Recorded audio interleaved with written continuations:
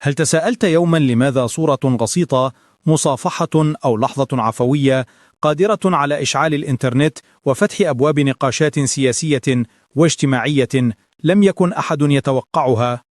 مشهد قصير جمع بين نجم الكرة رياض محرز ورئيس الجمهورية عبد المجيد تبون انتشر بسرعة البرق، لكنه لم يكن مجرد صورة، كان رسالة مشفرة عن علاقة متغيرة بين السلطة والمجتمع، وعن طريقة جديدة لقراءة السياسة من خلال لغة الناس والعواطف. تخيل المشهد: قاعة رسمية، كاميرات، بروتوكولات معلقة كما لو أنها قانون لا يمس، وفجأة انكسر هذا القانون بلحظة إنسانية بسيطة، لا قبة حجرية ولا إعلان رسمي، فقط محرز يقترب، مصافحة قصيرة، ابتسامة، وربما خطوة صغيرة خارج السلوك المتوقع. بالنسبة للبعض كانت خدشة في لمعان البروتوكول، ولآخرين كانت نقطة ضوء تثبت أن القادة يمكن أن يكونوا قريبين من شعبهم. لكن لماذا أثار هذا اللقاء كل هذا الاهتمام؟ وما الذي يخفيه وراءه من دلالات حقيقية؟ وما أثره المباشر على المواطن اليومي؟ سأحكي لك القصة كما لو أننا نجلس جنبا إلى جنب ونكشف الستار عن الخلفيات، التوترات، والآثار المحتملة. منذ البداية يجب أن نذكر أن البروتوكول الرئاسي ليس مجرد تفاصيل شكليات، إنه آلية رمزية تبني فرقا واضحا بين السلطة والمواطن. عندما يكسر بروتوكول بهذا الشكل، فالأمر يتجاوز لحظة تصوير جذابة، هي رسالة ترسل مفادها أن هناك تعديلا في لغة القوة، ربما في المقابلات، في الصورة العامة، أو حتى في الطريقة التي يريد النظام أن يتواصل بها مع جمهوره. هذا لا يعني بالضرورة ثورة سياسية، لكنه تحول رمزي يمكن أن يتزيد ليصبح جزءا من استراتيجية تواصلية أو سياسية أوسع. لنعد خطوة: لماذا قد يختار نجم كرة قدم، شخص يتمتع بجمهور شعبي ضخم وعاطفة وطنية جارفة، أن يتخطى الحواجز التقليدية؟ بالنسبة لمحرز، الرجل الذي حمل أسماء المدن الجزائرية على قمصانه وتحول إلى رمز فخر وطني، اللقاء مع الرئيس ليس مجرد تلبية لالتزامات رسمية، بل لحظة تأكيد للانتماء وقرب من البيت الكبير الذي يمثل الدولة. هذا النوع من اللقطات يخلق تآلفا عاطفيا بين رموز المجتمع والدولة، ويهذب أي مسافة رمزية قد يشعر بها المواطنون. للمواطن العادي، رؤية بطل قومي يتعامل بشريا مع رئيس الجمهورية تعني: هيا، الأمر ليس بعيدا عنا، هناك من يمثلنا على أعلى المستويات ويقدر هويتنا. لكن لا تظن أن كل شيء وردي، في الخلفية توجد حسابات أخرى.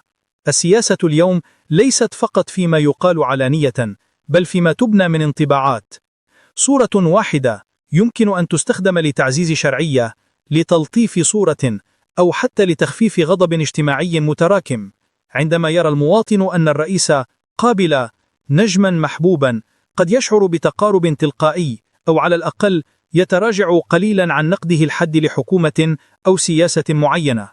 هنا يظهر التميز بين الرمزية والتأثير الفعلي.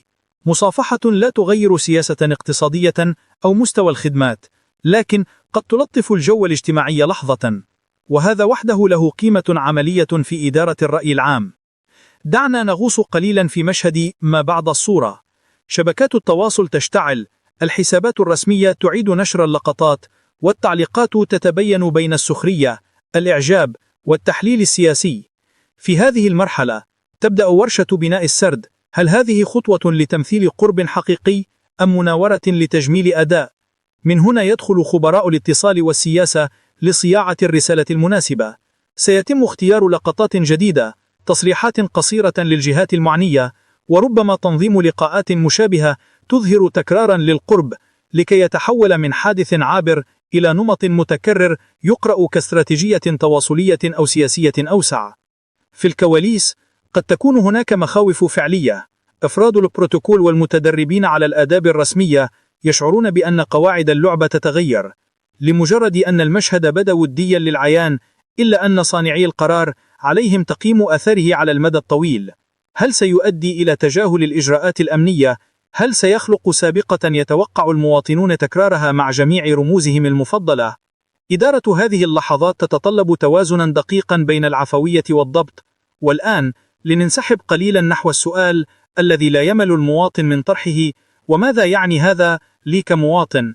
بالنسبة للشباب، خاصة أولئك الذين عاشوا سنوات من إحباط اقتصادي واجتماعي، رؤية تقارب بين رمز رياضي وشخصية رئاسية تعطي شعورا بأن الفضاء الاجتماعي لا يزال متاحا للتواصل، وأن هناك مسارات يمكن أن تعبر من خلالها وجهات النظر.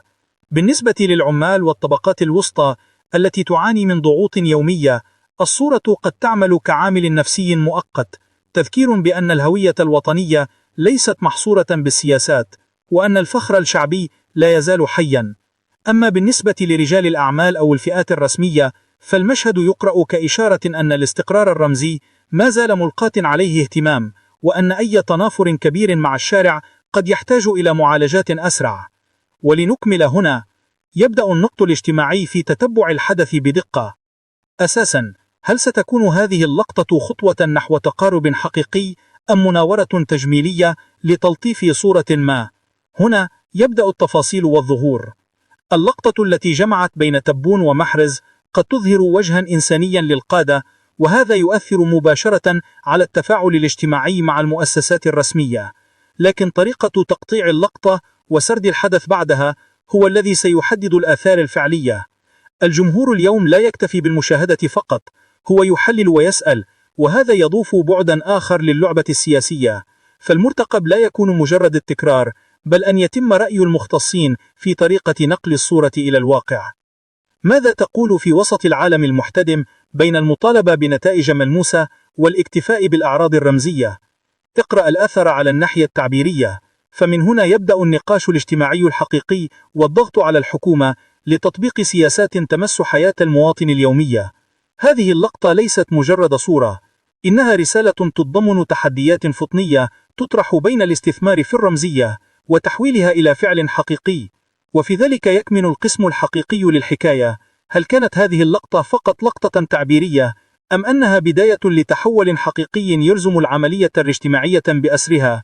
هنا يبدأ النقاش الذي يشعر به كل مواطن الذي ينتظر ترجمة الحدث إلى فعل ملموس من خلال السياسات والمشاريع. كما ننهي، الأمر يترك المجال للتفكير في الواقع ومدى استجابته للرمزية. هل ستكون الجهات الرسمية قادرة على تحويل هذا المشهد المؤثر إلى خطوة عملية، أم أن الأمر سيبقى مجرد لقطة مقتزأة؟ وفي هذه النقطة يبدأ فصل جديد في النقاش الاجتماعي، وهو أصوات المواطنين الذين يطالبون بالحلول الملموسة للسياسات القائمة، على اعتبار أن التعبير الرمزي لا يكفي. إن كنت تقوم بالمتابعة الاجتماعية، تأكد أن الاتصال بكل حدث يطرح القضايا الاجتماعية يغير المشهد بالواقع. التفاعل الاجتماعي بعد الثورات الرمزية في المشاهد الرئيسية يهذب البيئة الخاصة بكل مواطن بالواقع، وبدونه لا يوجد تغيير حقيقي.